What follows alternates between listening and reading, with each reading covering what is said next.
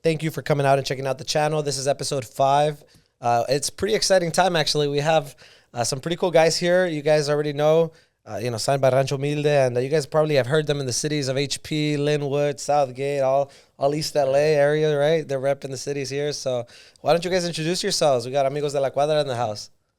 Saludos. Aquí andamos, amigos de la cuadra. Hey, bro, we're actually in Mexico, too, not only out here. That's true. We're sounding in a lot of places in Mexico, bro. That's true. Saludos to the people in Mexico watching this. Yes, saludos. Su compa Saúl. Su compa Lobito. I play the bass, electric bass, acoustic bass, segundo voz. It's your compa Fabian. I like going by Fernie, though, so that's what they call me. Yeah, they call the homie Fernie. Homie Lobito right here. Really nice. No, tell us a little bit about your backgrounds. I know, obviously... So I know we had a different agrupación not too long ago. I know this is a new setup here with you guys, and welcome. I know you guys are coming on to a strong platform already. I've known Saul for a few years now, and so tell us a little bit about your backgrounds. Where you guys all coming from? You guys are all born músicos since you were little babies, or how did this come about? So basically, for me, well, I've done dance throughout my life. Like I did folklorico ballet. I used to do ballet. I still do. That thing's harder than it looks, but yeah, it's pretty hard. It gets me in shape too. Yeah. So I've always liked music. I've always listened to music. Car rides with your parents and stuff. You're always listening to music. So, it was quarantine. It was I think 2020, somewhere around there. Just sitting in the house, doing nothing. So I was like, I should probably pick up a guitar or something, So I wasn't really sure if I really wanted to play or not. So I didn't really want to go buy an expensive guitar, I just wanted to buy some cheap guitar to see if I learned, if I really like it or not. So I just hit up a yard sale. I bought a guitar for $30, $40, and I started playing. And then I hit up the compa Fernie right here. He's my cousin. Oh shoot! Okay, yeah, family. That's right here. I always seen on Instagram this who's always playing and stuff rinqueteándole. So I hit him up. I was like, hey, fool, you think you could teach me real quick? We could jam it and stuff. I really want to learn. I was like, yeah. And he came through and we met up at a park one time, and then pulled up to the crib. He started teaching me El Karma. Bro, so many people be starting with El Camacho music. Huh? That's the easiest song. That's the easiest song. Oh, is it? Easiest and hardest song. Me, I'm not even a requintero, and when I was trying to learn requinto, that's the first song I learned. Yeah, me too. I have 5 requinteros that already told me El Karma was my first song. Yeah. So there's hope for me. There's hope for me. Yeah. There's hope for everybody. We started jamming, and then he taught me that song, and then from there I went off of YouTube. Just YouTube, just YouTube. Learn all these songs and all these chords and melodies and all these beats, and from there, I wanted to learn bass too. So I started learning bass too, because after we started forming a group, that was just a position I got put in, to play the bass. So I started learning bass too. So that's basically my background. Well, that's cool. Just a YouTube, man. YouTube is big, dude. Everybody be learning on YouTube nowadays. Everybody, bro. I learn on YouTube too.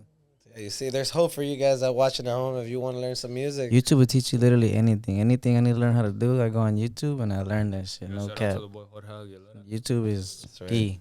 That's right.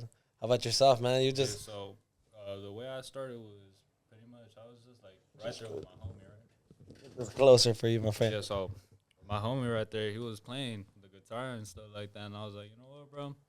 Yeah, that's pretty dope, bro. I fuck with that. Thing is that he played rock music and shit like that, right? But then I saw one of my other homies, his name is Angel. Pretty much he liked playing corridos too and shit like that.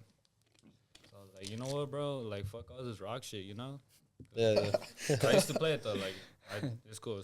That's when he went from long hair to short hair. Yeah, he cut his hair a little bit. Yeah, so pretty much, it's just been requintearlo since day one, bro. I was 12 years old, so I was in 7th grade. That's when I started. Nice. Yeah. Always been that. Did you take guitar or the requinto to school at all? My cousin over here learned on YouTube. It's always, you first see somebody doing it, you're like, damn, I want to do that shit. And then you go home and you go on YouTube, you learn that shit. Oh, yeah, bro. Yeah. Damn.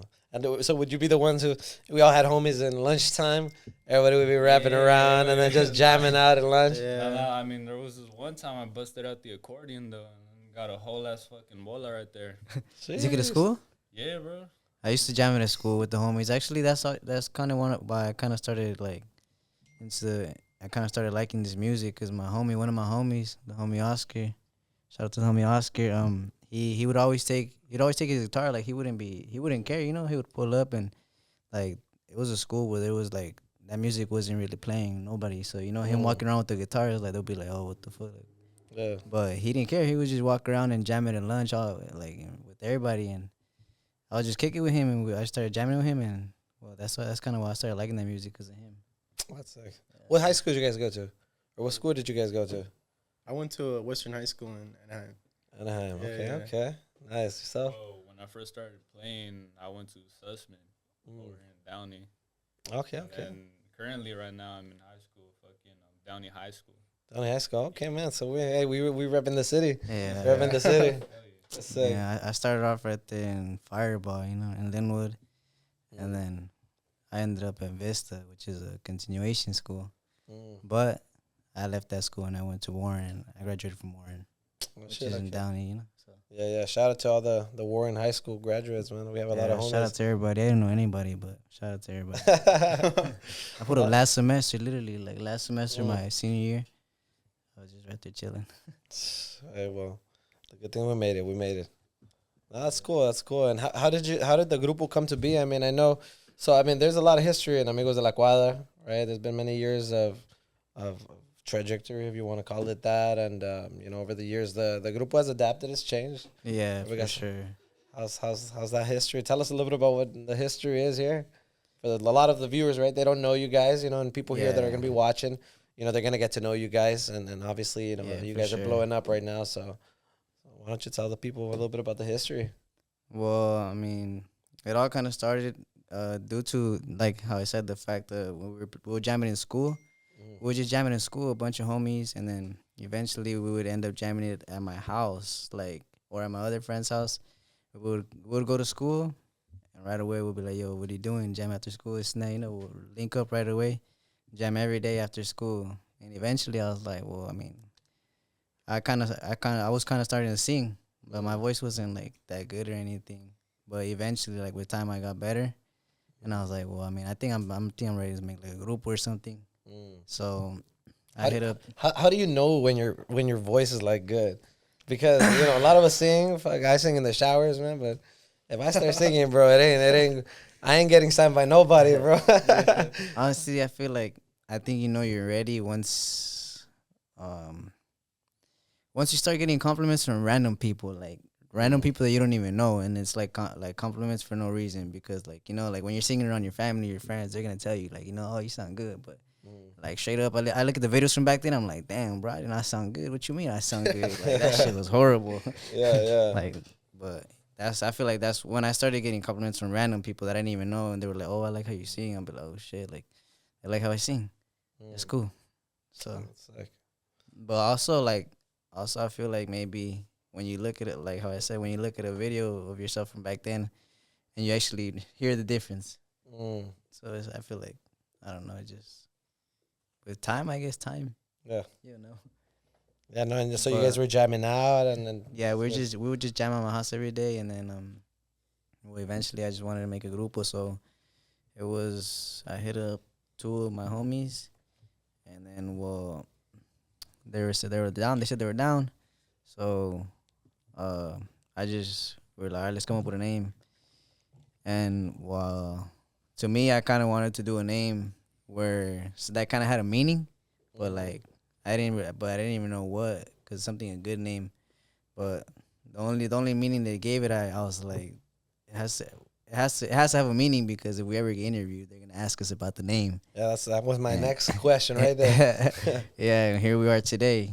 So I guess the Amigos de la Cuadra is kind of because we live like in the same area, like on the same, kind of basically almost on the same block. We still live in the same block. And then I was like, well, what about we do Amigos de la Cuadra? Like homies from the block. Amigos de la Cuadra. Well, I mean, they liked it, so we ran with that. And then I started working on the logo right away. which is this one right here on the hat. And I made the logo, and then we started doing gigs. We did gigs for like 7 months, We were gigging it out, and then I came across one of my friends that he does real estate. Compa Victor, shout out to Compa Victor. That fool, he hit us up because he wanted us to record a song, so he kind of like he wanted to record a song for us because he said he liked how we played and stuff. He wanted to record a song for us and a music video. So then we were gonna end up doing that, but eventually I kind of wanted to speed things up, I guess. So I bought a little recorder. With me and the group, we bought a little recorder, and then I got my laptop. And I don't even know how to record or nothing, but I just plugged everything in how I thought I was gonna plug in, and I plugged in the instruments, and then I told him, I was like, play the track, and we played it, and I recorded it, and then I plugged in my mic, and then I sang to the track. So then after I had that track, it was like it wasn't a good recording, but like I recorded it, and then what song was this? It was actually the one that's on YouTube. It's still on YouTube right now. It's the Uno en un Millón, the first version, the original one. The very, very first one that's on the Amigos de la Cuadra channel. I recorded that one on my laptop. Hey, that song got a lot of traction, man. So I recorded the song, and then I just ended up I ended up sending him the song. I was like, here, like, I got the song already, bro. So we sent him the song, and he was going to do his thing with his people, show it to them, and then I had the song, so one day I was just like, I already have the song. I might as well just put it on YouTube or something, like just drop it. I just have it in my playlist, in my phone, just listening to it. I'm gonna just drop it. So then I told the group, like, yo, what do you guys think? I'm gonna drop the song. Well, let's drop the song. And then they wanted to promote it for like a week. I was like, nah, I'm gonna promote it today and drop it tomorrow. So then that's exactly what I did. We promoted it the whole day. And then the next day, I was at work, and I went on my lunch. And while I was walking to go get lunch, I was making a YouTube account and everything for the Amigos de la Cuadra. I made the YouTube account, and I dropped the song, and then I posted that it dropped. And then I got back to work or whatever. And by the time I got home, I seen that, like, a lot of people actually, like, were supporting. They were, like, posting it on their stories, tagging us and everything. And it was actually getting a couple views. And I was like, okay, that's cool. And then I ended up meeting up with the group that day, the same day that we dropped it, later on. And we were all about to go home already. It was like 11 in the night. We were jamming it and just talking about the release or whatever. We were jamming it, and it was like 11 in the night. We were already gonna go home. We were saying peace out. And then one of my boys calls me, and then he says that Jimmy's live. Jimmy's live. He's over here adding grupos. So I was like, oh, all right, for sure. So I get on the Amigos de la Cuadra page right away, and I go, and I tell you, so like, hold up, let's go on Jimmy's page real quick, let's see if he adds us. I go, I open up the phone, I just put it right there on the mirror. We all get ready with our instruments just in case, Yeah. And then, I guess people that were seeing and following that song that day, they were commenting. They're like, oh, add Amigos de la Cuadra, add Amigos de la Cuadra. Like, our friends that know him and all that. So he ended up to Jimmy Humilde, for those of you who don't know. Saludos. Well, he added us to the live, and we're like, oh shit, like, we're all like, hyped about it. He added us to the live, and we played the songs for him. And all the lives are right there on YouTube. You can search them up. Just search up Amigos de la Cuadra and Jimmy Humilde live. What's the channel that you have them on? I'm not sure, honestly. It was a bunch of like random YouTube channels that screen recorded it and just posted it. But like all of the lives are on there. Like there's a bunch of lives of the days. It was like 2 or 3 days of lives. And so we got on live with him. We played Uno en un Millón, and then he liked it. And then we told him, oh, we just dropped it today. And he was like, oh, let me see, where's it at? Let me check it out. And then he got on his TV right away. And he searched it up, and he seen that we had posted it today and everything. It was that same day we dropped it, but I had dropped it in the morning. He was like, oh shit, like that shit's dope, bro. Like, let me drop it on Rancho Humilde. And I told him, I was like, well, yeah, like, like let's talk. Like, I'm down. Like, let's get to work. And well, yeah, after that, I hit him up because he told me to hit him up after the live, and well, he just basically told me like if we wanted to like be part of the family and stuff, and we were like, yeah. And then the next day we were live again, I think, and we ended up going live with him again. Again, and then this time we played the songs for him again because he wanted us to play them for him again, and he told us that he was like, oh, I want to get you guys some instruments. So he gave us some instruments. We went to That's sick. the day we went to the studio to record Un Millón. After it was like 2 days after the lives. 2 days after the lives, we signed, and then we went to L.A. To pick up to the L.A. guitar store. We picked up some instruments, and from the guitar store, we went to the studio and we recorded Un Millón. Damn. And then after that, we right there outside the studio, we signed the contract and we went inside. And after that, it's pretty much. That was a hell of a week. Yeah, Bro, that's a hell of a week. that was a weekend. That was a weekend, huh? 3 days. So what's the lesson there, man? I mean, I feel like there's so many people that are like probably in a similar boat in the sense that are just like they have music that they haven't released. Right. I would say, honestly, like if you have music that you release that you haven't released or for any reason, just release it. Or if you don't want to be known as you, just make a random account. Don't put no name or put a random name and release it. Put put an emoji like el de la guitarra. Yeah, something like that. And just show your face later. Yeah. But just release it. You never know. If you don't like it, it doesn't matter because it's for the people that like it. Somebody's gonna like it.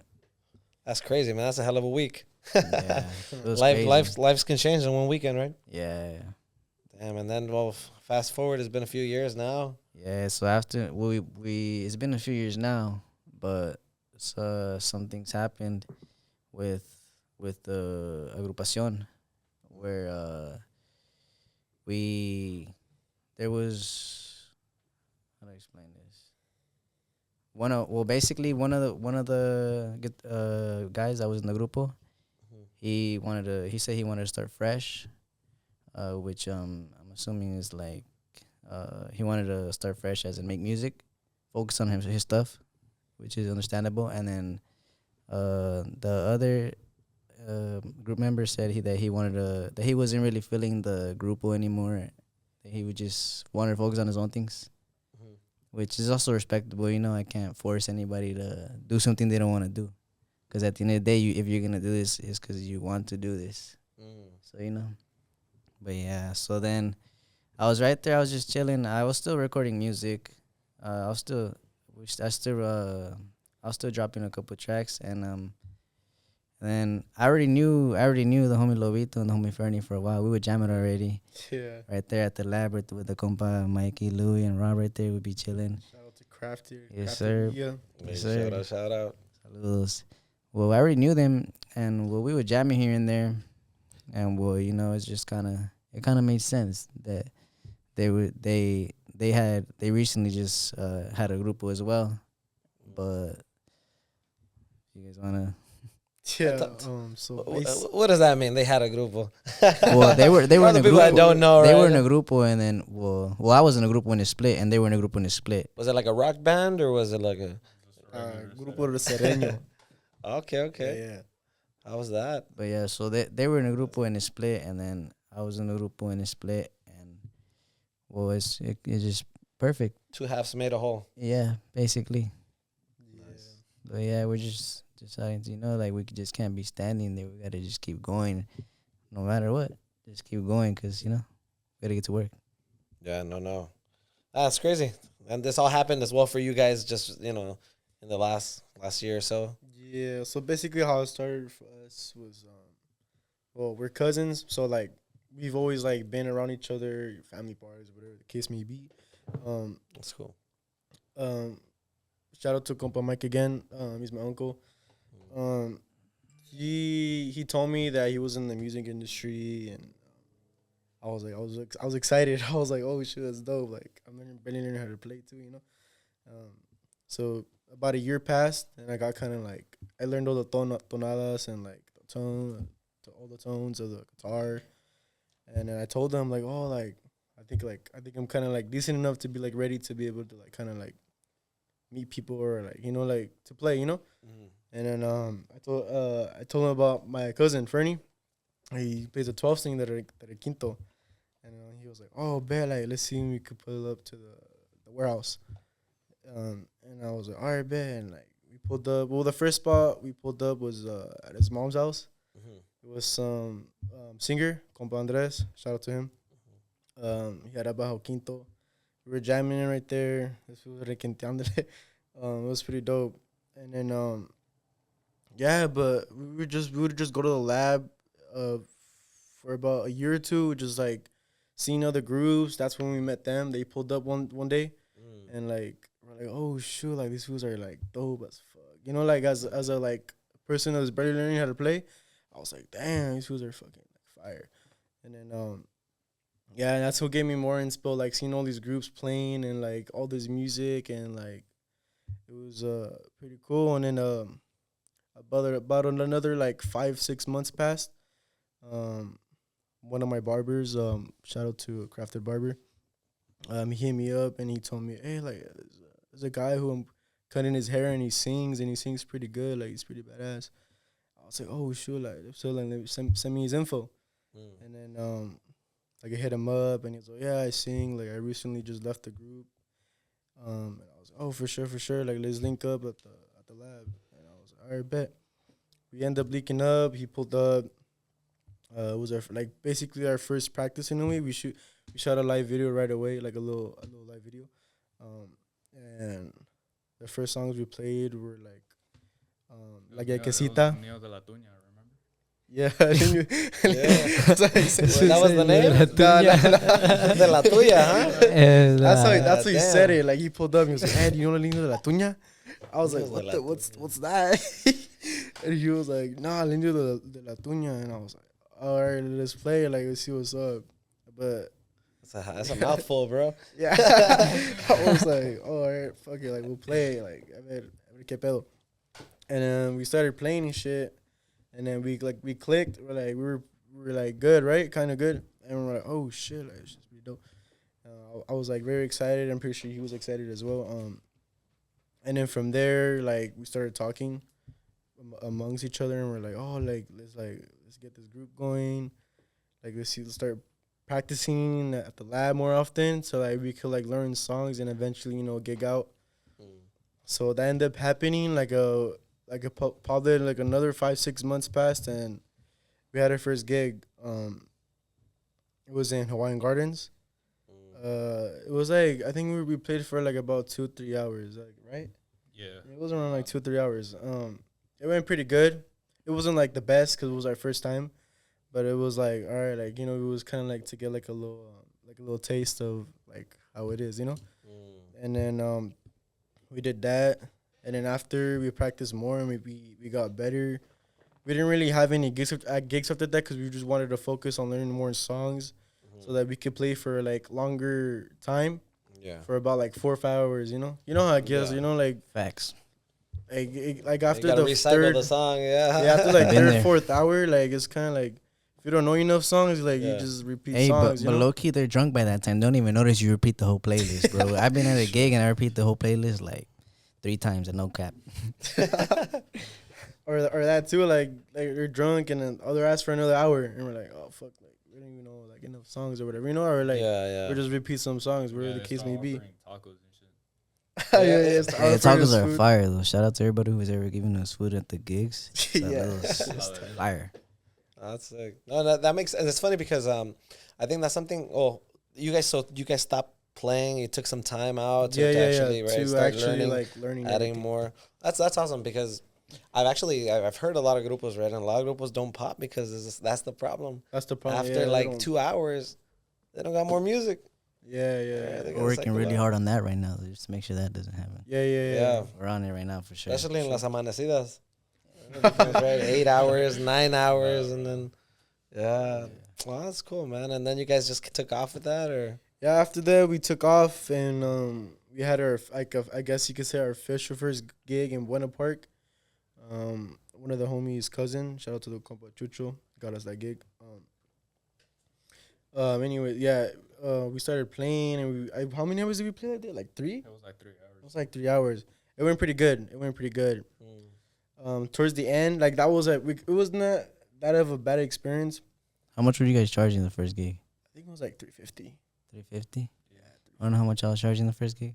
How much? Saul was paying. Yes, I was paying. I was paying to play. Can I sing for y'all? Nah, I guess how Like much it I was was like- charging my first gig. Like 4. No, More? no, Fuck, like 250? no. Like 100? 150. Jesus. That's cheap. Saul, do you even remember your first time, bro? I remember, bro. I remember like it was yesterday. No Your first cap. time singing, by the way. My first time singing. Yeah, first time singing. First time gigging out. How about that? Gigging, yeah.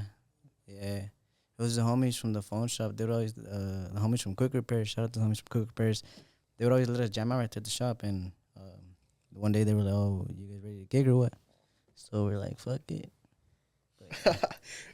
One little 150. Yeah, fuck it, it was side money. I mean, at that time, it was probably more money. Right now, that shit's expensive. That was not that much money now, but it wasn't that long ago. But like, yeah. One sec. Same thing for you guys, huh? Yeah.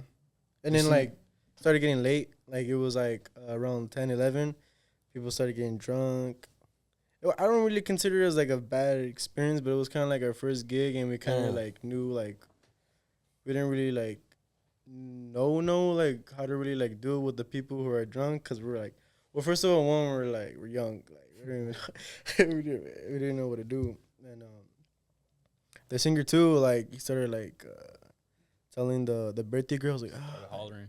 started like hollering at her, like like in the middle. Oh no, at the party too. Huh? Like Hey, that's why they say that singers are Not this good. and that. You feel me? But they be burning people like me that are chilling. Like we don't, Yeah. Yeah. I probably just started hollering at her like just mid, like I was playing like, oh, what's up, chiquitita? Like, and her dad was right there, like all drunk, and we're like, I just looked at him like, bro, like what are you doing, like Trying to live. Yeah. And then towards the end of the day, like towards the end of the gig, like we were about to leave, right? We were getting ready to leave, and like the dad came. He was like, "Oh, like sing another song." He started like kind of not like yelling, but he was like drunk. So I don't really consider it yelling, but he was yelling, right? More aggressive. Yeah, he was being a little aggressive, and then we were like, we didn't know what to do. But thankfully, like we had the team with us, Compa Louis, Compa Mike, and Chucho. They kind of helped us out, They just like kind of like helped us with the situation and stuff. And then we unplugged and like we just dipped. But that was like one of our first like kids bad experiences, like, as a gig. That's just I thought it was just crazy, like our first gig, like something had to happen. Like, I was just like, come on. It was just trying to get like a little experience there, Being young musicos, right? I'm sure a lot of people try to like take advantage. Yeah, a lot of people try to take advantage. Try to take advantage and force you guys to do things that maybe, they feel empowered. As artists, like, what do you guys think of that? How do you guys recommend other artists that are starting up deal with that? Because I'm sure a lot of people have the same problem. I would say just if you're gonna be gigging it, just be confident, honestly. Well, be confident, and if you can take a team, like, because you never know what can happen at gigs. There's a lot of drinking and all that, and I would say just take a team. Don't just try to go to alone. Just take a team to back you up, and for anything, their equipment people, at least try to take a team, but just make sure you know where you're going to play. Just be smart about it, and you should be good. Make sure you get like half the pay before you start too. For sure, yeah. Collect. So yeah, how does that work? The whole collection part and stuff, because a lot of people don't know. A lot of people don't know. Get your deposit first. Yeah, well, at least for us, it's a 1 hour deposit to book. If you guys want to book us, we booking gigs again. Okay. Yeah. But usually that's the case because people get drunk. Like by the time we're done, they're drunk and they're like, we don't want to go chasing after them. Like, hey, like our money, like do what you need to do and get out, bounce onto the next one. Yeah. Go eat and go home. Yeah. Go ahead and go home. Those late night munches, huh? Taco spots. Taco spots in East LA. No, yeah, I feel like, at the end of the day, like a lot of people that are going to be watching this channel, right? There's going to be people that are, interested in the music industry. They have no clue where to start, how to go about it. they may be starting their first gigs as well, things like that, right? So any tips that you guys have for people like that? Because at the end of the day, you guys have been there.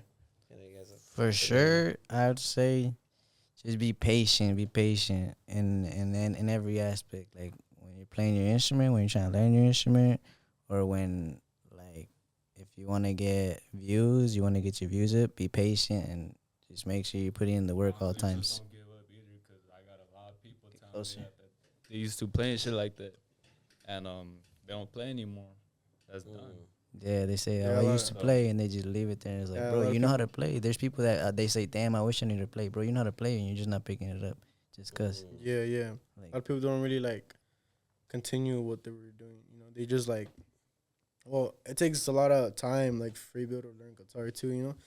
So all the tones and all that. It took me about like a year. That's like kind of like a decent amount of time it usually takes. If people think like, oh, you're gonna pick up a guitar and just start like playing if you're like just like, play, it's kind of like a memorizing game. You just gotta memorize where everything's at and be patient, and eventually like it'll flow naturally. Like first you'll strum all weird, but eventually like you won't even notice. It's gonna flow naturally. Yeah. Yeah, just be patient. Just take up from there, like learn different like styles and stuff, like your own style. Yeah, eventually you'll pick up your own style. No, that makes sense. And dude, it's crazy, like, right? So you guys are young musicos, right? So one of the things for me when I was younger, bro, I was like, I mean, I'm not old now, but when I was younger, be like, man, I always dreamed of being an artist or being a musico because I was like, man, they get all the girls, they get to stay up late, bro. My mom used to tell me to get home by like 8, bro. I had to be home inside by 8, But how's it like being young musicos? Like, is it what people think it is, or how do you guys feel about that? Like, is it the dream come true? How do you guys feel about that? I think it just really depends on what you want to think about, like what you think what you want to do. But I'm pretty sure for the most part, obviously, it's like very fun. You get to meet new people. Obviously, you stay up late, jamming it, having fun. That's for the most part. The girls are gonna be around. Yeah, for sure. That's for other solteros out there. Yeah. Same. You like to. You're a night owl too. Honestly, since right now I'm kind of like just starting with all like of this like the group and stuff like that. I mean, I don't really know what to like expect, so I'm waiting for it to come. It's gonna be exciting, bro. That's all I gotta say. It's gonna be a journey. It's gonna be tight. Yep. No, it's like, and I know you back in the day, you traveled out. You've done shows in Mexico. You've done shows all over the U.S. So like, how was that experience? I mean, honestly, it's been really cool. Like, because at first I didn't really think nobody was gonna like my music or anything, or if people did, I thought it was only gonna be like a little bit of people. But then now I see that we've gone to a point where we have like 100,000 monthly listeners on Spotify, and it's like, damn, that's 100,000 people that listen to my music every month, So it's pretty cool. And then especially like when we go out to places, like when we were in Mexico, we played in Aguascalientes. That looked like a fun show, man. Yeah, it was packed. It was packed. When I was singing, I heard people singing my song, and I was like, damn, it was cool. It was a cool feeling. So I think it's been a fun experience because I experienced things that I never thought I would experience. But I know I still got a lot to go. Yeah, a lot to go for sure.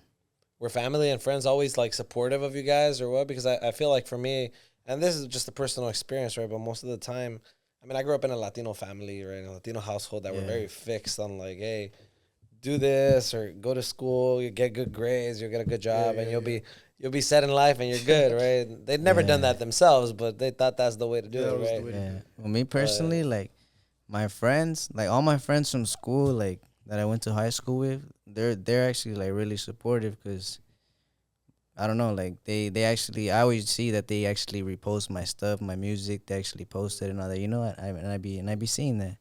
And I'm just like, damn, like, the homies from high school actually supporting, like, not really being haters and all that, which is cool. Which is like what I expected, because I made sure I was cool with everybody. Like, I don't really like being the person who pulls up and like, is all loud and like, I'm more of the quiet guy that pulls up, say what's up to everybody, So I feel like that probably has a big part to do with it. How about you guys? The family was like, yeah. Yes, the family's always supported of me, you know. Grandparents, friends. Shout out to the homies, Honeycomb, Andres, Edgar, Johnny, and Evan. They always stick with me, and they've always told me, like, hey, like, well, actually, the homie Honeycomb told me, he was like, hey, you want to form a group? Like, we could learn guitar. That's where I also got an idea of, like, I should pick up guitar. Yeah. But they've always been supportive, pretty much. My parents were kind of nervous because at first they weren't really too worried about what was going on with the grupo. Like they were noticing it, but my mom, you know, she would be the one, oh, mándame videos when you're at the gigs and all that. But I didn't have nobody to record, you know. Yeah. But and then they didn't really, they were just right there, normal about it. But then once the contract offer came up, that's when they kind of, like, you know, peeked over the wall. We're like, wait, hold up, are you sure? Like, Yeah. are you sure you're doing this? Like, I was like, yeah, bro. Like, yes, like, we'll do it. Yeah. But yeah, That's like, awesome. after that, though, they've been really supportive. That's really cool. And I know you guys have a big support system. Your friends, you know, significant others, like family. You know, everybody's got your guys' back, which is awesome. Yeah, that's cool. Yeah, that's awesome. And what do you guys think have been some of the maybe challenges that you guys have had as músicos? Because it's really important. I feel like, you know, there's a lot of good things that come with being a músico, right? You get to play, you get to jam out, you get to enjoy, get paid for it. But I'm sure there's some bad stuff that happens at some gigs. Or I know you were telling us a little bit about your first gig. That was interesting. But any like obstacles that have happened, or, you know, struggles that you guys have had as músicos that you know, maybe you could share a little bit of light on that. Personally, as a young músico, well, we're in high school, so it's kind of hard for us to link up, and the consistency and the communication, and because after school, your parents go home from work, and it's like, hey, can you take me? Go practice the grupo? They're tired, you know, and I understand, but that's just kind of one of the things that as a young músico, you're in school, and my parents are like, oh, you should focus in school first. You know, we want you to graduate, where the case may be, right? So that's kind of one of the things that we kind of got as young músicos that are starting young, in high school. It's just one of the things that you're in school, and you don't really got the full time to be able to be oh, okay, I could go anytime throughout the day, you know? Yeah. How do you guys work around that right now, or how do you deal with that? Drop out. Drop out. Don't drop out. Don't drop out of school. Yet. Don't go to school. Yeah. Oh boy. No. How do you guys deal with that right now? Do you guys just? I mean, right now I'm in summer break, so pretty much I'm chilling right now for the most part. But I'm gonna go to August 18th. That's when I'm going back, and Right on my birthday. Damn. It's cumpleaños. Right, but happy early. No, but yeah, I mean, because you got to make it work as músicos. At the end of the day, you know, it's a longer term play, right? I know you've been in the game a little longer, so how do you figure out? I know you work, you got bills to pay, you got things to do. How do you make it happen? Shit, bro. I mean, honestly, I feel like a lot of people think that the life is gonna be easy, right? You start playing an instrument and you're good to go, and you know you're gonna get famous real quick. But yeah, it's not that way. You still gotta put in the work, just like every other, I guess you could say sport or passion, or anything you like to do. You gotta put in the work the same, but it just looks different because you see us on stage, or you see us at a party, but it's just we're not partying though, we're working. Just that we're the ones turning it up, but we're still working. But I mean, yeah, it's not really like that where you're gonna get famous right away and all that. You still gotta be, making sure you're good, making sure your mental health is good. Very important for sure, because that has to do a lot with writing music and all that. For sure. Do you guys all write, or do you guys who writes the music right now, or where does the inspiration come from? Or corridos by Amigos de la Cuadra right now, are they inspired by somebody? Do you? Well, as of now, everything that's out, I've written. But I think you're right too, huh? Yeah. Well, recently I just been writing poems to get the flow going. Yeah, you're trying to learn how to write. Yeah. Basically. What's that process like? Is it just start? It just really depends on the person. Like for me, my process to when I write a song, it would be like I have to be alone for sure. Like if I'm with like I don't know, it's just kind of weird for me. Like I feel like eventually I'll get over it, but I just right now I can't really write in front of people. Like I have to be alone in my room, and like basically not even alone in my room, home alone, making sure nobody else is around so I could be able to write. Nobody else could hear me. And then I pick up my guitar. I start playing some chords, random chords. I just come up with some chords. I just keep playing chords until I find a pattern that I like, and I play it. And I open up my notes on my phone. 'Cause I don't really write, to be honest, but I actually need to start writing on a notebook because that's actually kind of better. But I do it on my notes, and I just start playing the flow, and I just start. First, I find out what I want to write about, or if it's gonna be a freestyle, then I just start just saying random things, and then whatever I like that comes out, I write it down, and then I just go based off of that to add on to it. Okay. And then that's pretty much it. Or if I need to write a song for somebody, like if somebody wants a corrido, they just hit me up, and then they just give me their story, and I'll write a song about them, pretty much until they like it. Yeah. Okay. sure. Okay. You guys making corridos right now for people? How much did you guys charge for a corrido? Because I know there's families or people that are gonna be watching this and be like, man, I need a corrido in my life before I'm dead. Yeah. Right? Well, honestly, that all just really depends, you know. You would have to hit me up and talk to me to see, you know, how much I'm gonna charge you, or what am I gonna get. Like, you know, maybe you have something in exchange for a corrido, you know. So it just really depends on who it is, I guess you can say. But, Yeah. But I would say like minimum 1,000. Got it. Okay. And I know, well, I always thought, I was like, man, how do people like come up with songs, man? Like, especially the romanticas, like you watching a picture of like, you know. You just pretty, well, I don't know. Well, yeah, it just depends. Like I said, on the song, if you want to choose your topic, then you kind of have to like just kind of like live it in a way. Yeah, like think about like a the real certain world. scenery or a certain Things certain that happen to you. yeah things that happen or somebody, and then just say what would you say to that person, or what do you feel towards that person. If it's a love song, you know, then that's pretty much. It ain't easy, man. It Uh, ain't easy. Probably trying to write, have like writer's block. I mean, it just depends. For me, honestly, it's pretty easy. Yeah. I think the fastest I've written a song is probably like 40 minutes. Oh wow. Well, that's written and recorded. Like written and recorded in the studio. Right now, what's one of your guys' most popular songs that's been popping, or like that's so far that can come out of Amigos de la Cuadra? Well, for sure the most popular one would be the OG one, Un Millón, which is out on all platforms. It's a feature with Junior H, so you guys can check that out. And we also after that we dropped that song with an album, actually, with a love album. That was our first album. It did good. It hit the charts. I think we hit top 30 in the charts. And the one that's hitting right now would be probably our newer singles. Because after that we had another album which was more corridos, and then we started dropping singles. I think probably the song that's hitting right now would be probably like A Los 20. For sure. That's a banger. We're gonna play that one for you guys later. Do you guys all like corridos, or do you guys like love songs? Everything, rock. to be honest. What do you guys like? Everything. Listen to like rock. Yeah, there's days where we're listening to fucking Lil Baby, and there's days when we're listening to Luis R. Yeah, because I Just can't switch it imagine up, you you know. guys It always depends on like. the mood. Yeah, a little bit of Miley Cyrus. I don't know about that one. Jeez. How about yourself, man? Nah, yeah, bro, of course. Miley all the way.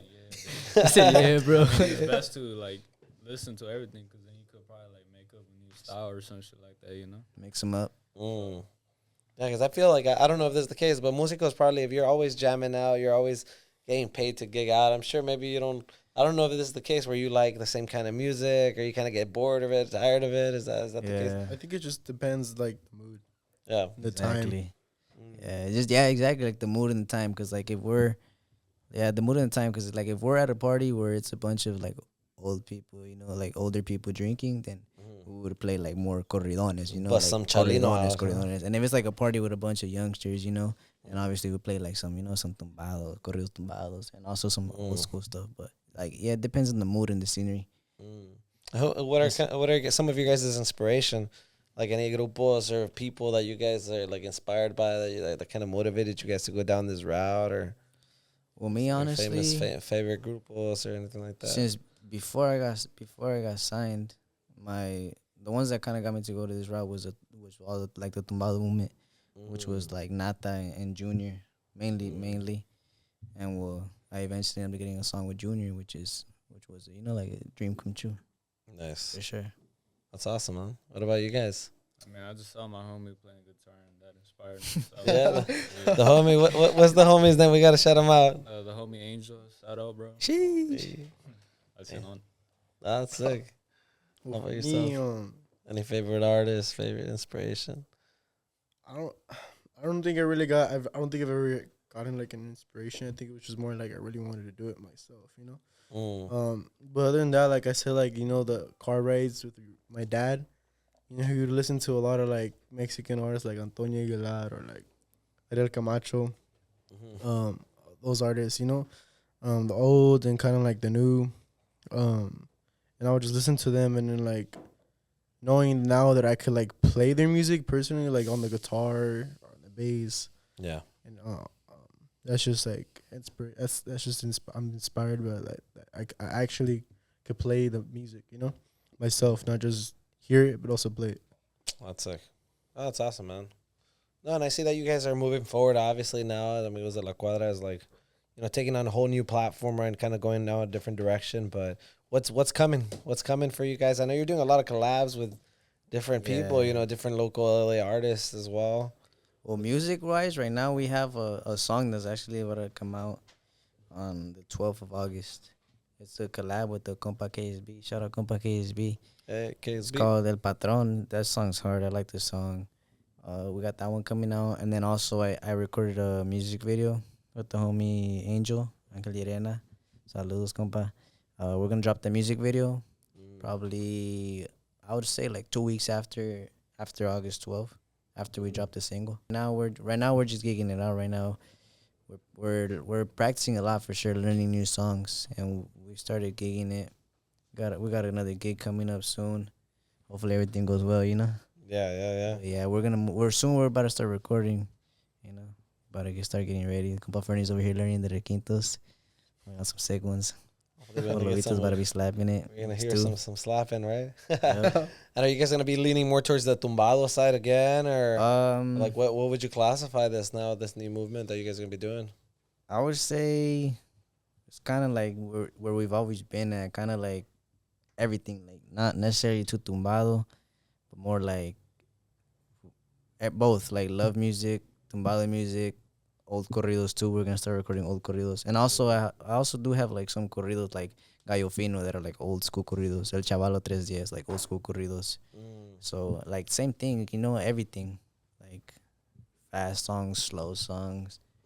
But I think more like motivational now, like also like like lyric wise, more like motivational stuff, like Yeah. Like that's probably what's coming next for us as of now. It's improvement, for sure. Yeah, no, definitely. And how important are collabs? Because I've been saying that you guys been doing like more collabs lately. Like, do you think in the music industry for somebody that's starting up? Because I see both sides, right? Some people are like, screw this, like all me, I ain't gonna work with nobody else. But then you see people blowing up. Grupo Firme is doing a collab with everybody. Yeah. The homie Adrian Chaparro, he's just like collabing everywhere. I think it really just depends. Like, I'm more like on your ego. Like, if you don't really want to work with somebody, it's just like, it's just probably because you don't want to make it seem like they're carrying you, I guess, in a way. When it's like, it's not even about that, It's just if you're gonna make a collab, it's because you most likely it should be because you either met that person already and you guys were cool and you talked and you're like, oh, let's make a song. Like, not because, oh, he has a lot of views. Am I gonna get a lot of views, or am I gonna get this? Like, no, it doesn't matter about that. Just do the collab, or just do a sick ass song and just throw that shit out. Like, just do it. Wow. Like, I would personally recommend don't be like with that mindset thinking, oh, I'm not gonna do a collab this is just me. Like, nah, just do collabs, you know, but make sure it makes sense. Yeah, you never know which one's gonna hit. Yeah.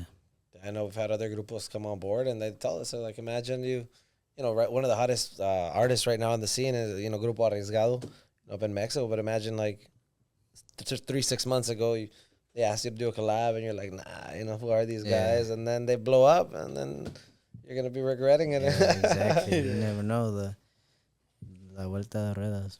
Yeah, no, that's important for everybody out there watching. You know, at the end of the day, you gotta check your ego. Yeah, right? for The sure. music industry, if you want to blow up, you need a network, you need to grow, you need other people. Yeah, You you need to gotta be very leave that at home. professional. Leave your ego at home for sure. Yeah, no, for sure. And I mean, any messages you guys wanted to leave out for any newcomers, anybody coming into the scene? I know you guys obviously have, you know, you've been around for a few years now. You know, the music industry has been changing a lot.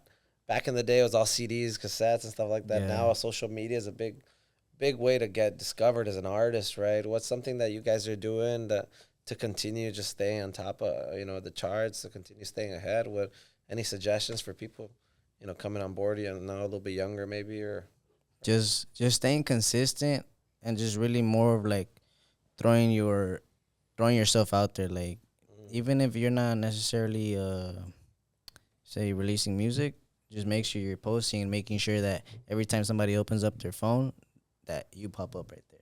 So that way it kind of gets them used to, when they're opening up their phone, that they're gonna see your story. So that way you're always there, you know. So that way when you drop a song, it'll be the same. They're gonna still be there listening. It's not gonna be like where, oh, you posted a song, they were listening to it, and then you stop posting, you didn't do nothing, you went ghost, so nobody ever listened to you again. You know, you have to kind of rebuild it. So just stay consistent and just keep posting everything, like anything you do. So when you're jamming by yourself, when you're practicing, when you're recording, just try to put as much content out as you can, and as much music out as you can. But just make sure you're doing it the right way. content is king. Yeah, for sure. Yeah, Sure. Now it is. Yeah, no, everybody, I mean, there's, all it takes is one video now. yeah. much. Everybody be on their phones nowadays, you know. Yeah. Cause I remember when I was a little kid, it used to be like all about like playing outside and like Yeah, for sure. for sure, yeah, you know, playing with like Nerf guns, tag, hide and seek, like all that. Okay. Used to be like the shit right there, you know. Yeah. Skating. Nowadays I see like Skating, yeah, skating. skating was dope too. Yo me parto la madre, ¿no? That's Yo sí me partí la madre. Yeah. yeah, Yeah, no, that'd be- nowadays it's just like you be seeing like 10-year-olds with like an iPhone and like Yeah. social media already, like TikTok, and it's like damn, like, Oh, I God. never had none of them when I was young, you know. Nowadays, you got 10-year-olds talking shit to you on fucking Yeah, on Instagram. social What media, the like- fuck, bro? How the fuck you have an Instagram? I didn't even know what the fuck, like, the social media was at 10 years old. Yeah, I yeah. didn't even know what it was. Yeah. No, we got That's some. definitely the shit right now. Like everybody's on their phone. Everybody like networks through their phone nowadays. So I'm pretty sure like that's a for sure thing. You gotta be on that social media because like It did speed up a lot of things. yeah, it just speed Sure. up a lot. Everybody's Yeah. on their phone, so everybody's gonna be watching your stuff. You know. Yeah, no, for sure. I like to say it this way because it's happened to so many other grupos and so many of the people that we work with in different industry influencers and things like that, right? It's all it takes is one video. And also, Yeah, just yeah. make sure you're doing this because you want to, and not because you want to make money or because you want to, you know, something You're specific. in love with this, music. this has to be something that you want to do because when there's times where you're gonna have downfalls, you're probably gonna give up if you don't want to do this for sure. You know, with your heart. Yeah, no, that's actually that's a good thing to think about, right? What is it that kept you guys going? Because I'm sure it hasn't always been easy. Sure it hasn't always For been me, easy. it's been just playing with the cuz right here. You know, like we've always played together. Seeing amigos like CUADRA play at the lab, like you have all Pretty these much like around music for the most part, you know. yeah, So we're keeping it up, you know. basically, you know, seeing all these groups play, seeing like how they play different styles that they had, different instruments. Like it was just crazy, you know. So yeah, it's just I've always been around the music, like because I did dance, so I've always like I already knew the beats. Like I used to play violin too, like in middle school. Oh, wow. So yeah, like little things like that. You know, like I've always played like music or something. Anything that had to do with music, I've always had around me. So I've always wanted to do something with music. Basically, it just took me a little bit to find out, you know, that I really wanted to do something with music. Mm-hmm. What about you, bro? With everything going on with the grupo and stuff, what made you keep going? I mean, I think honestly, probably what really made me keep going was probably the fact that when I write a song, I feel like I really like. It's kind of like if I just take it out of me and I put it somewhere, you know, it's like now it's not with me no more. Like emotions, feelings, or whatever. Like I feel like it's just I found a way to express myself. Like, you know, kind of like I don't know.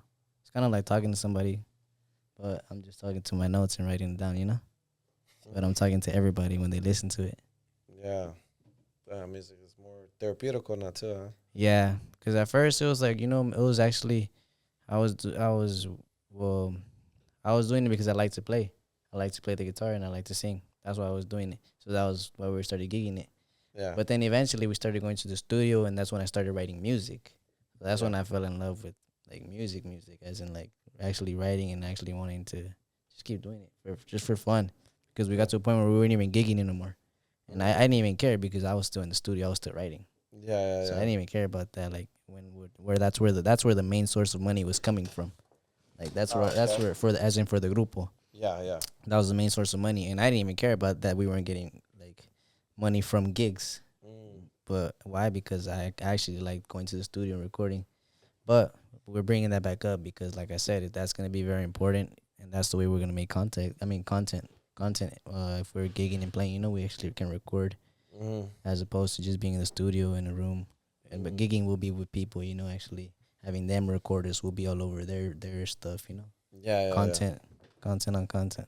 So being out there. So yeah, but I mean, pretty much that's what kept me going is when I found out like writing music and how I was like, damn, this is something that I created, and it's something that people are gonna get to. They're gonna like really, really like it, or you know, they're not really gonna say nothing, but it's either you like it or you're not gonna listen to it. And that's that. That's awesome. Oh, well, we appreciate you guys coming out and sharing your story. I know there's a lot of us. I mean, an incredible story that's going to be coming out of this room for you guys. Yeah, I know Amigos de la Cuadra is coming out with some bangers, and it's going to be something that's going to be blowing up, you know, in the next few years. I know you guys are going to be taking things to another level, so looking forward to hearing more of that. And yeah, we coming in stronger this time for sure because, you know, like since me, I kind of have a little while more into like the knowing the inside of the business of with labels and all that. Yeah, I feel like now it's kind of like, okay, first when I started, I wasn't educated or nothing at all in this field, and now it's kind of like a restart, I guess you could say. And now I kind of have education. I feel like it's gonna for sure. With this time, we're gonna try to push it hard for sure. Yeah, no, I know you started with, you know, music is business. Yeah, you know, business is a music too, and so.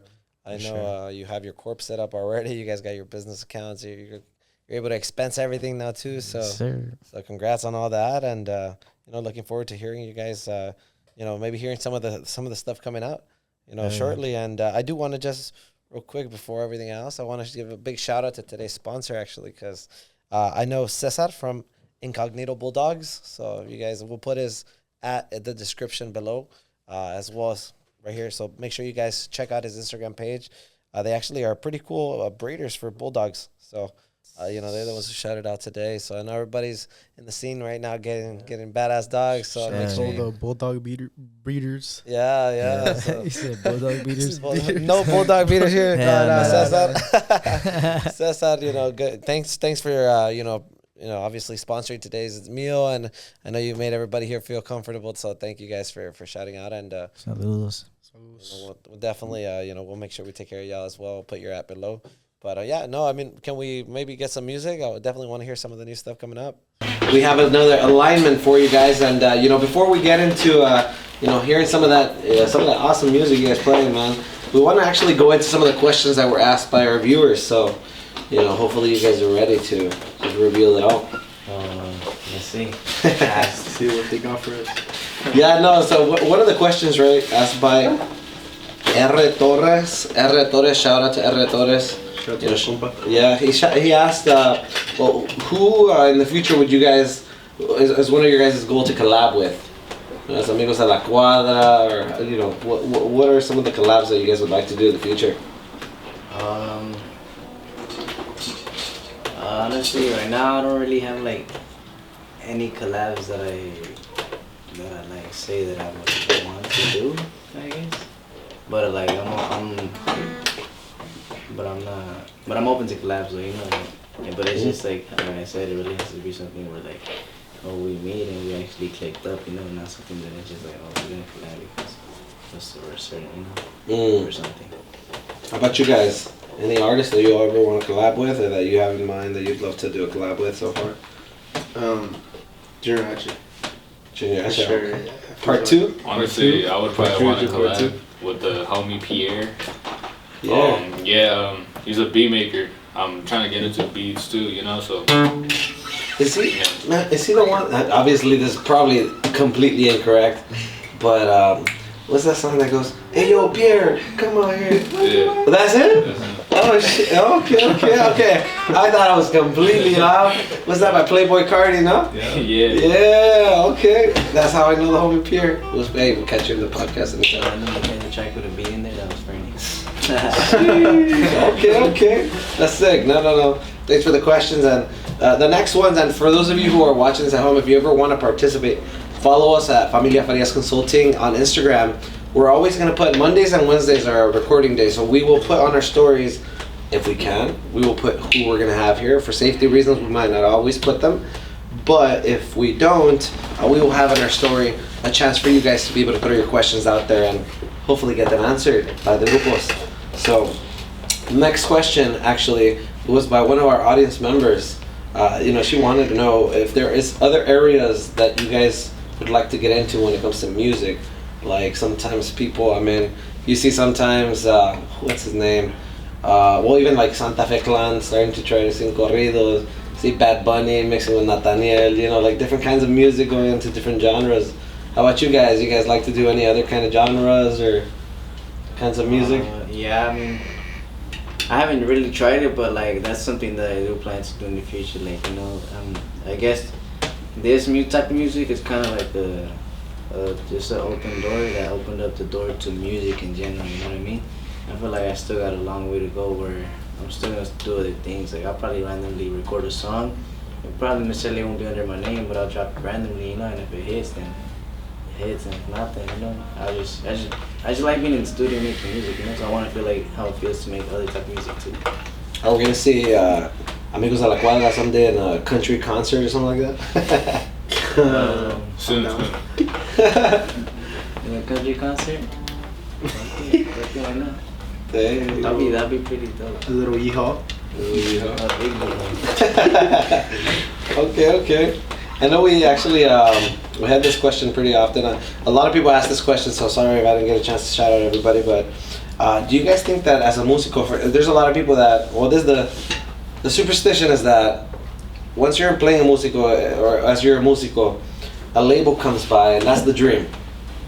Get signed by a label and that's it. You're living the American dream. Life is great. You're rolling in the dough and you're happy, right?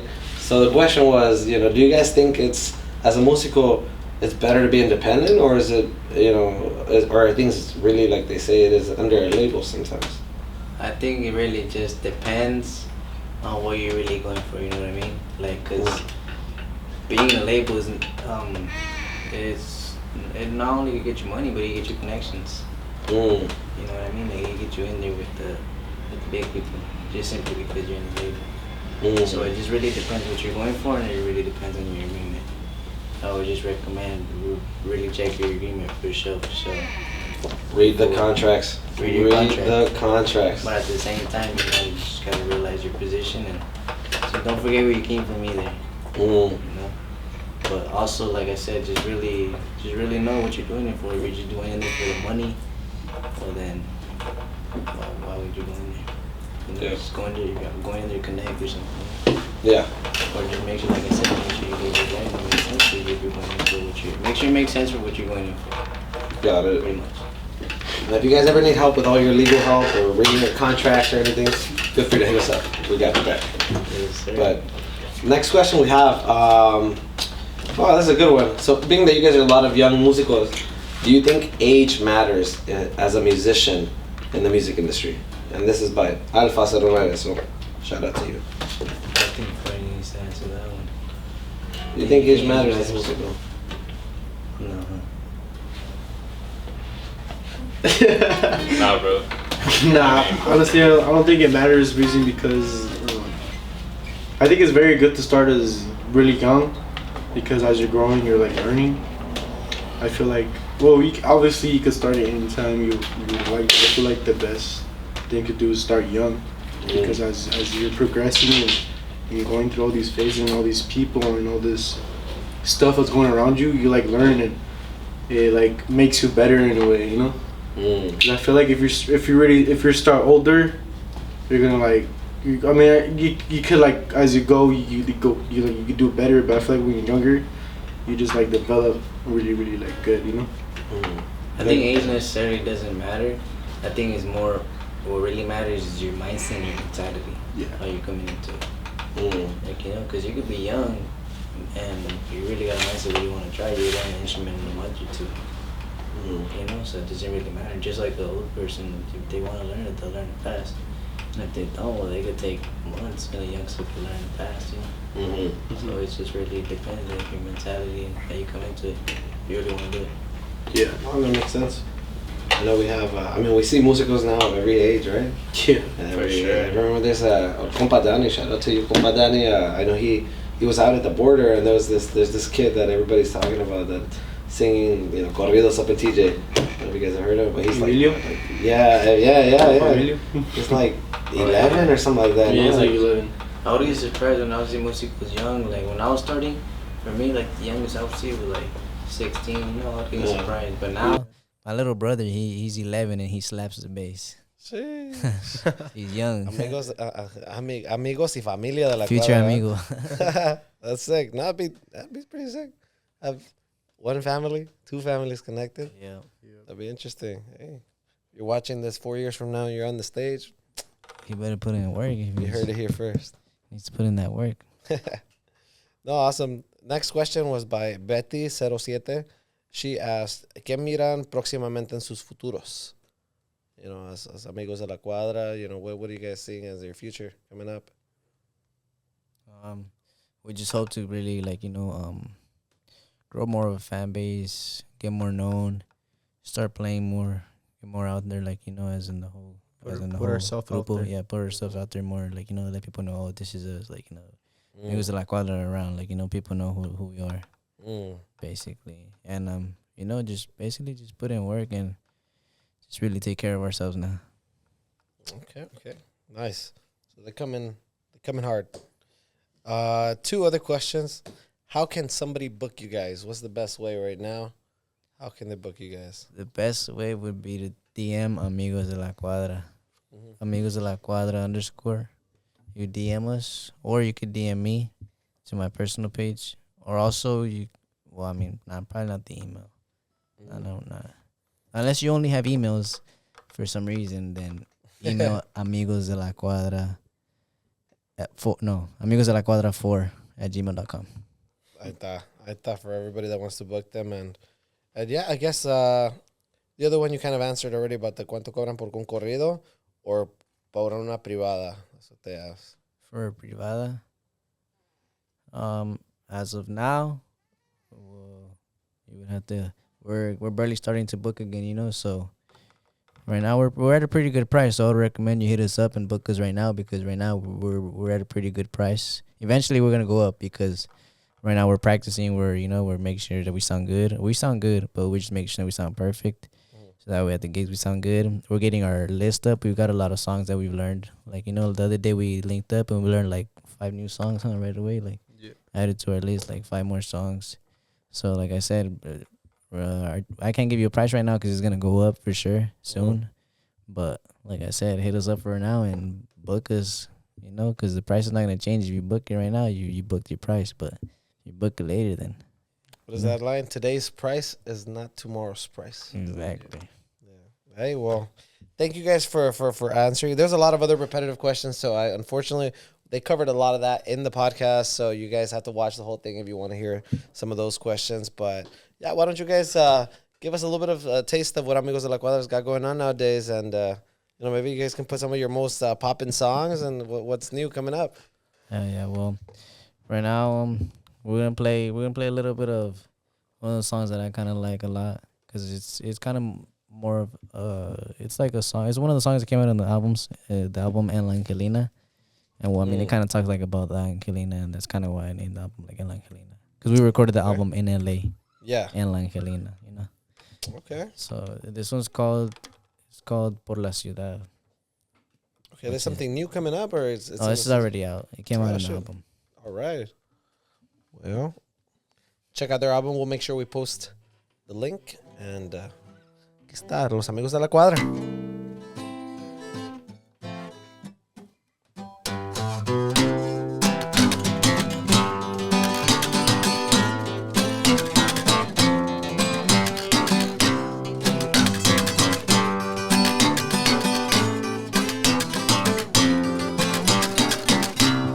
Pa' poder estar aquí me tocó sufrir y ahora voy ganando.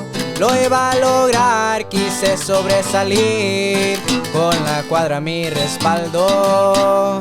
Metas fui a lograr y no es por presumir. Suela roja y un cigarro.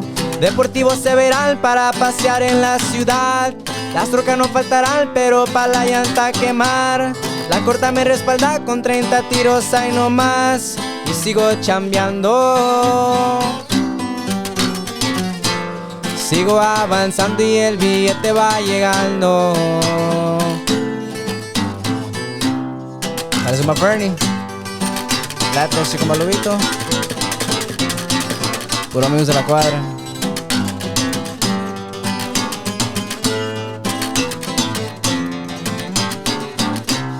Hoy que toca estar aquí me ven sonreír con diamantes y los carros. Para ruletear se va pa' la ciudad, las zonas para el relajo. Prendas que portaje le vacacional, ofendí para el ensayo. Siempre se ha de cuidar porque la muerte no es capaz. La loc me ha de cuidar pero esta nunca se atraba. Radico en mi ciudad de la Angelina pa' chambear y prendo otro gallo.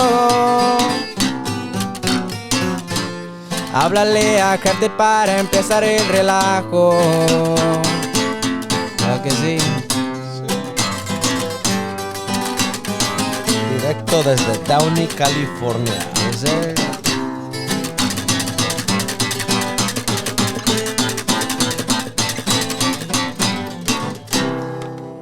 Se quedó una inédita acá por la ciudad para que la vayan a escuchen en el álbum En La Angelina, all platforms. All platforms, huh? Hey, sir. We'll have the link down below. That's sick, man. That's a really good song. I appreciate it, bro. ¿Cuál otra está pegando ahorita? Another one that a lot of people really liked was Dab the Fuck Up. Oh. That song. I be hearing that in my troca all the time too. Jamming out. I think that song actually wrote it on my lunch break when I was at work. Oh, that's right. I remember hearing that story. I had a 1 hour lunch break and I was working at the mall. I was working at Armani Exchange. Hey, have you ever bought a shirt from this guy? Put it in the comments below. That's supporting the hustle. Probably. Yeah, but I was on my lunch break. I had like a little hour lunch break, and I just went to my truck and I just played some chords that I had from my voice memos that I recorded, and I just wrote the song. Nice. Just dab the fuck up. All right, let's hear it.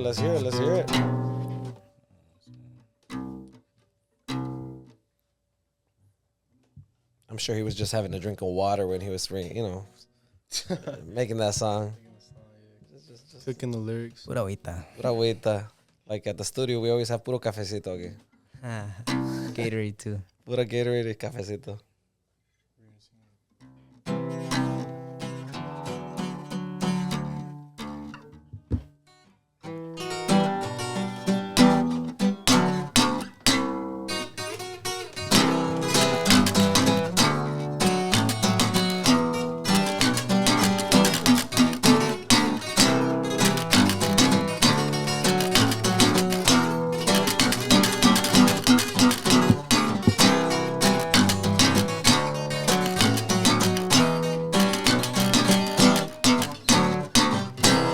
Muchos lo critican, life reason pa' alivianar. La forma preferida para llegar donde van. Calienta la pipa, que la rolita se va. Se va rumbo a su cita, con el plug para recargar. Dice dame 1 gramo de wax para andar con mis compas bien enfiestados. Saca las botellas como si fuera cumpleaños, pero a cada rato siempre lo miran chambeando. Desde cero empezamos, subiendo la escala, poco a poco progresamos. Sigo negociando con mi gente, yo aquí ando. Está abierto el mercado, pues tenemos para rato.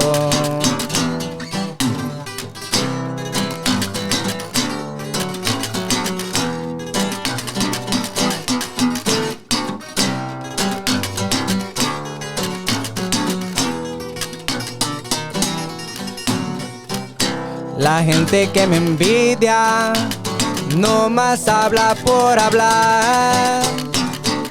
No saben de mi vida, saben lo que les cuentan. Un David se me olvida, tiempos que fueron de fran.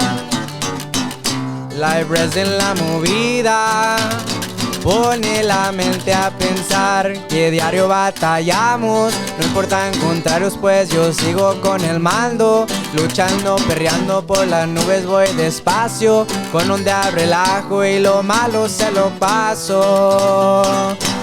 Ando elevado, voy paseando, escuchando a nivel codiciado. En mi troca o en mi carro, con que ande tumbado. Me la paso relajado, vida de empresario.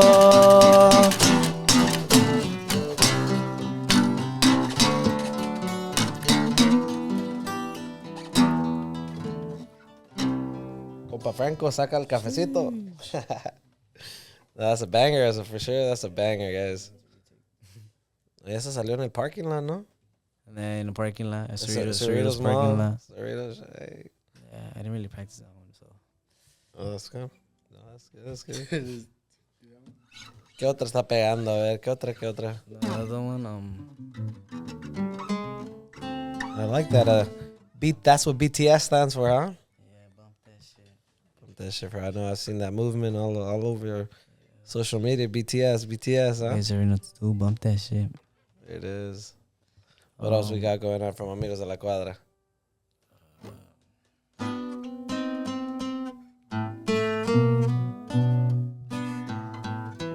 Una en un millón. Hey, that's the poppin'. La de una en un millón. Para todos los enamorados. Al compa Fredo, el enamorado. Se va. Compa Mark.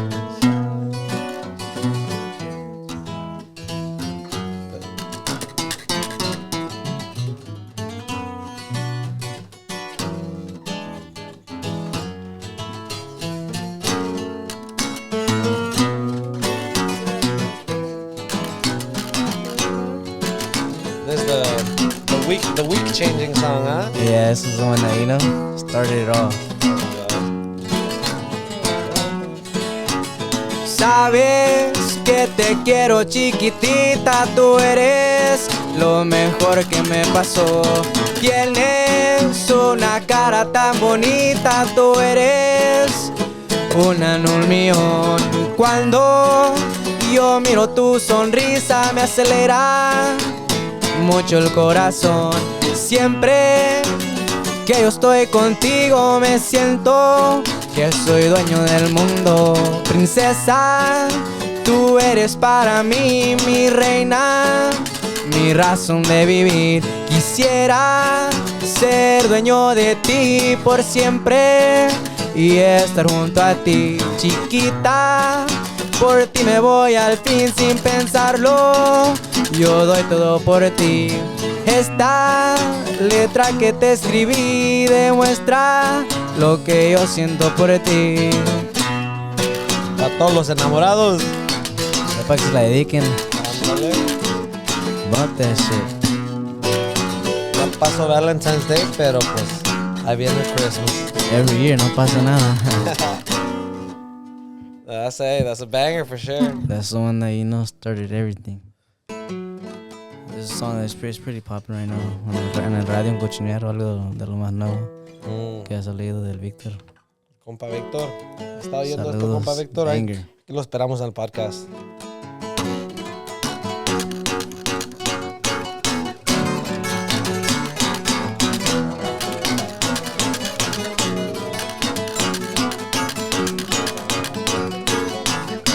Puro 310, 323 right here too. En el radio un cochinero, pélate del cantón que este ya lo torcieron, y písale al ranflón que nos vienen siguiendo. Se me nubló la mente y me chupas en seco, en el pecho mi cuerno, me comen en San Judas, me paje un chaleco. Tiro arriba la Glock, nomás temblaba el dedo. Escuché un derrapón y los mira a lo lejos. Se vino la rafaguera, la lluvia de balas, en el vidrio varias impactadas. Me metí en la polvadera y en aquella brecha la cherocona se les pelaba. No fue necesario el rifle, me les perdí entre las brechas, y no más por el desquite atoré una avioneta llena. Hoy estamos los que estamos y mañana ya que sea lo que Dios quiera. En el radio un cochinero, con Víctor. BTS, puro BTS, ¿no? Puro BTS. Straight out of FFC Studios aquí en Downey, California. Claro que sí. Conocieron al miedo cuando miraron que el cuento no fue santero. Por ahí supe que varios hasta se escondieron. Escuchen el rapón y los miré a lo lejos. Se vino la rafaguera, la lluvia de balas, en el vidrio varias impactadas. Me metí en la polvadera y en aquella brecha la cherocona se les pelaba. No fue necesario el rifle, me les perdí entre las brechas, y no más por el desquite atoré una avioneta llena. Hoy estamos los que estamos y mañana ya que sea lo que Dios quiera.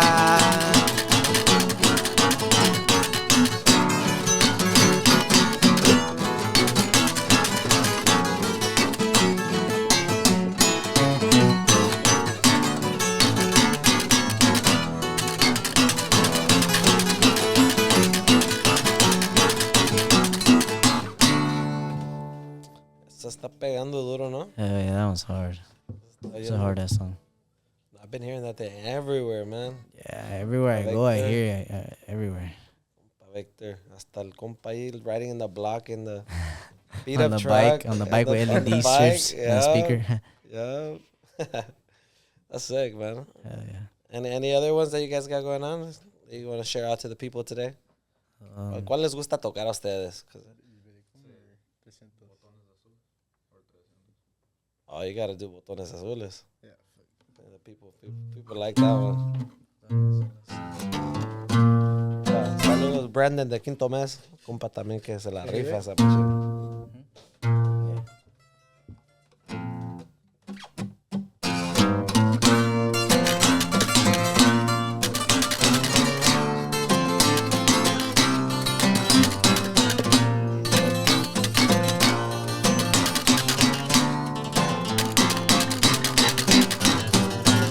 Puros botones azules son los que meneo yo. Aquí en la piniquera ando siempre tranquilón. Traemos la plaza y la balanza si me pesa hoy. Mi gente siempre está al pendiente si me marcan voy. ¿Qué quieres que haga si mi papá me hizo un arañón? Me pega un baile y el aro que regañador.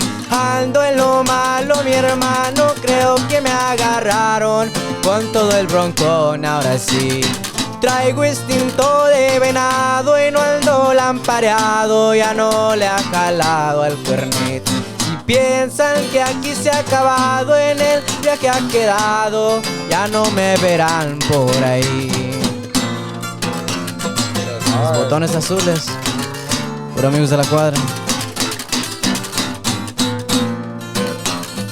Puro FFC Studios. Así es. Los pasaportes no se ocupan por el desierto. Una blindada y requerida para la misión.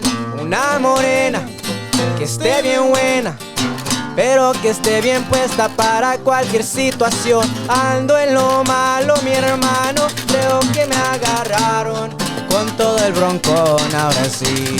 Traigo instinto de venado y no ando lampareado, ya no le ha jalado el cuernito. Si piensan que aquí se ha acabado, en el viaje ha quedado, ya no me verán por aquí.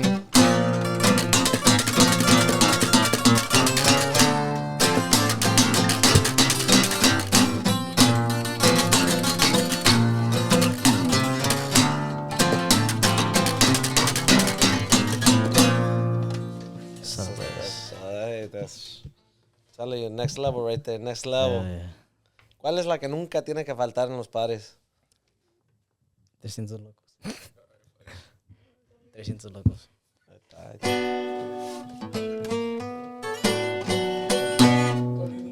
Paulina Infante también. After that one, after this one. Yeah.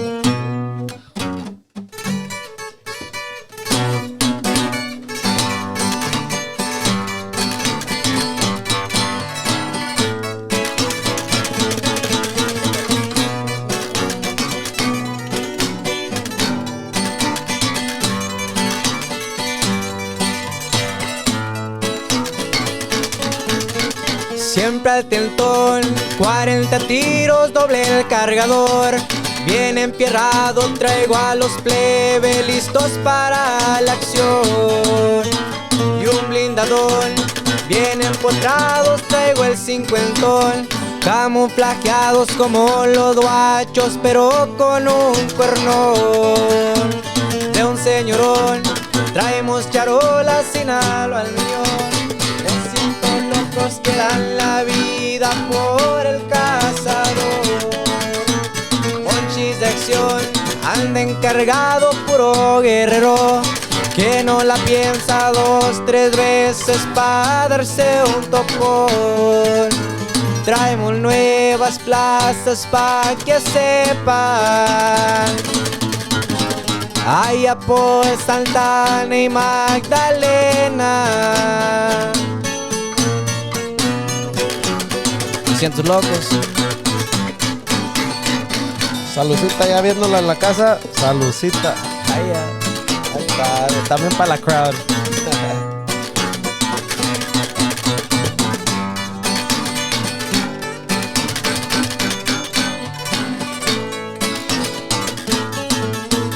Traigo un clicón, más de 100 carros cuidando al viejón. Van bien marcados por el noveno, que no haya confusión.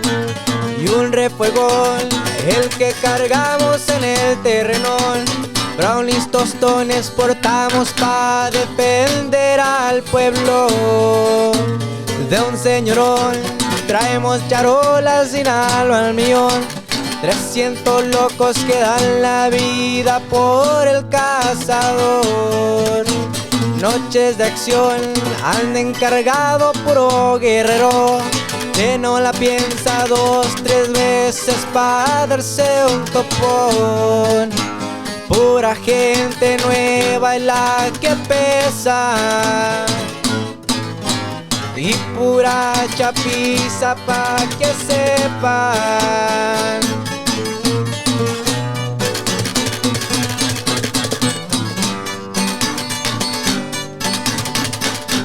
No, que no tronaba, era nomás.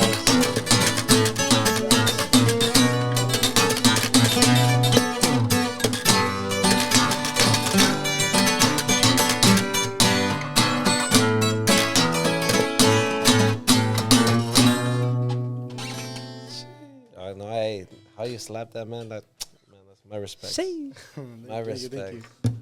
I think there's no better word to describe that than what he just said. No, y dice que pues la audience pues estaba pidiendo la de Tolina Infante. No sé si se la quieren echar. Yes, that's one of the ones that we're practicing. A ver cómo sale.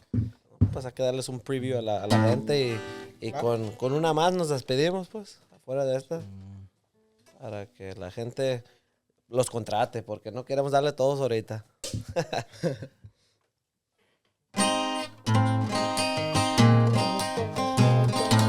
Todas las fiestas no puede faltar, ¿eh?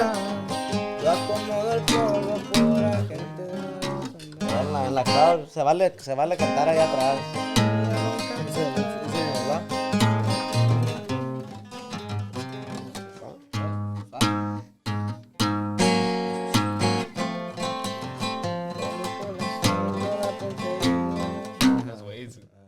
Is this one here? So sostenido.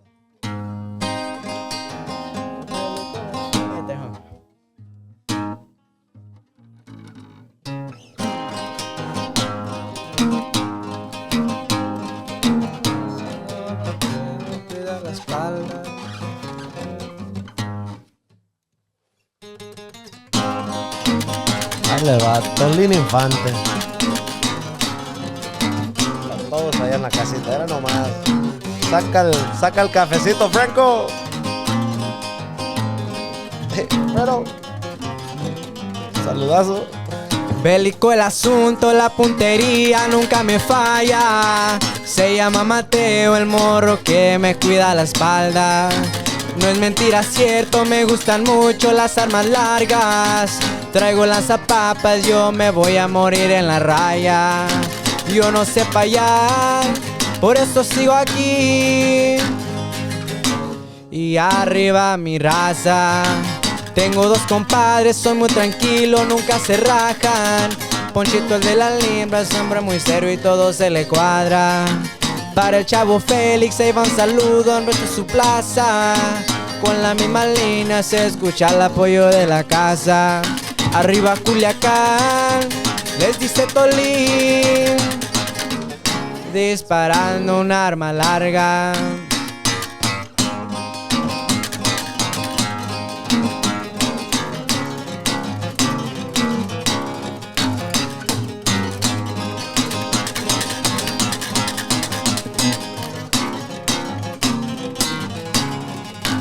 Bélico el asunto, nací en Chicago, soy de la mafia. Yo acomodo el polvo, pura gente del Mayo Zambada. Conmigo mi hermano también al flechas pa' lo que salga. Y una Glock al cinto y le miramos porque nunca me falta. Bien atento estoy, bien pegado al pol, porque siempre chamba.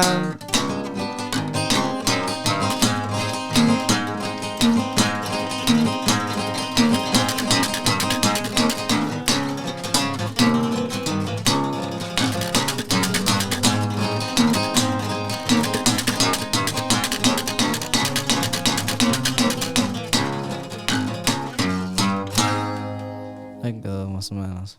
Ahí quedó, ¿no? Que no. A todos los que se querían infantar. Y pues, no, pues muchachos, le están dando duro. ¿Con cuál nos despedimos? ¿Cuál es la que...? They just caught him too, man. It's all bad. That's right. They just caught him. Huh? They did. Well, ahora lo que queda nomás de Tolín es el corrido. Sí, nomás lo que queda. Pero ¿con cuál nos despedimos? Para darle a la gente algo que le gustaría. El Pelicón. Ahí está. Para todos los enfiestados, con esta nos despedimos de los amigos de la cuadra.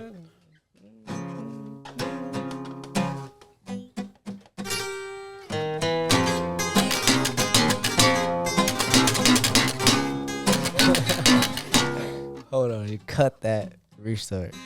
You got it. Retake. Minute 27. Take 40.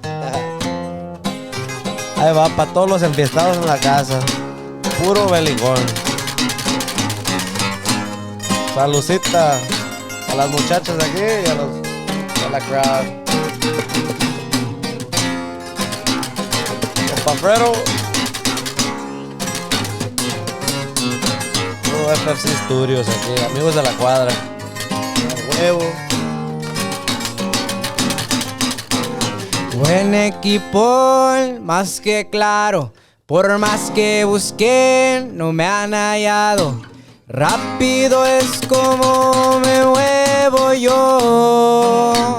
Soy el belicón, el que no se mueve sin tener un convoy, el que de la capi navega el control.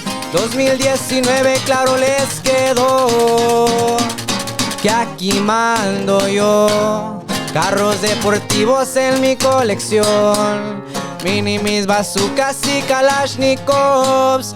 Todos mis muchachos están al tentón. Les gusta la acción, con un buen cigarro me relajo yo, pero él siempre al tanto en la corporación.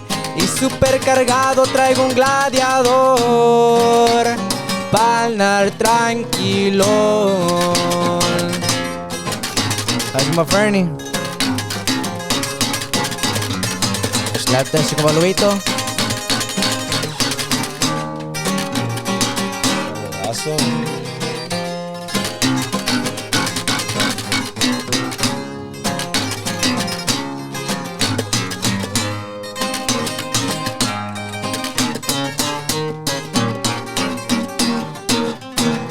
19 por los radios de alta frecuencia, los aparatos, esperando la orden del Señor. Cumplo la misión, ropa deportiva o de diseñador, en modo campaña como un marinón. Y si toca fiesta hacemos un fiestón. Cuido mi sector, tacomas blindadas bien ruque el motor.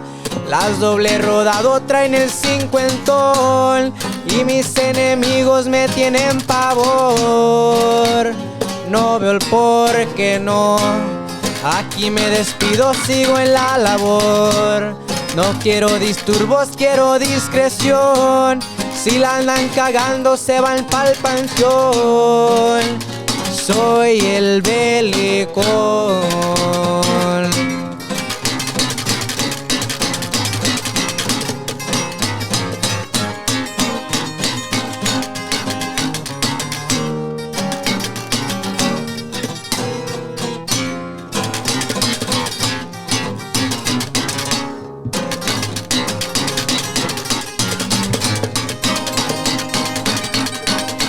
Saludazo a compa César.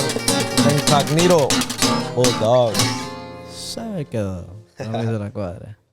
No, chingón, muchachos. No, pues muchas gracias otra vez por haber aceptado la invitación a venir hoy a FFC Studios. You know, thank you guys for making it out here. Thank you for inviting us, bro. We appreciate it.